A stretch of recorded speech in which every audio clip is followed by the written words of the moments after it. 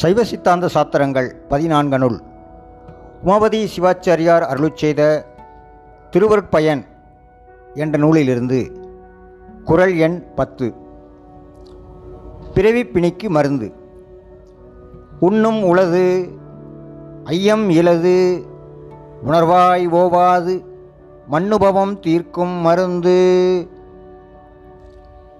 உண்ணும் உளது ஐயம் இலது உணர்வாய் ஓவாது மண்ணுபவம் தீர்க்கும் மருந்து.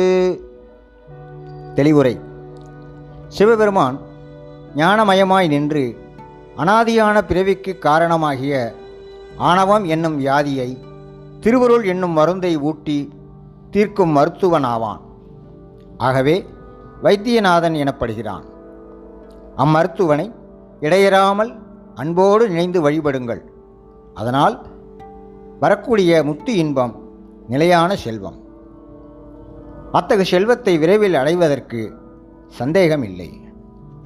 மண்ணுபவம் என்பது படைத்தல் முதலிய ஐந்தொழில்களும் அனாதியே நடைபெறுவதால் உயிர்களுக்கு உள்ள பிறப்பும் அனாதியே உள்ளது. ஓவாது உண்ணும் என்பது இடைவிடாமல் வழிபட வேண்டும். இடையிலேயே விட்டால் நோய் மீண்டும் மிகுதிப்படும் என்றதால் காண்க. உண்ணும் உளது ஐயம் இலது உணர்வாய் ஓவாது மண்ணுபவம் தீர்க்கும் மருந்து.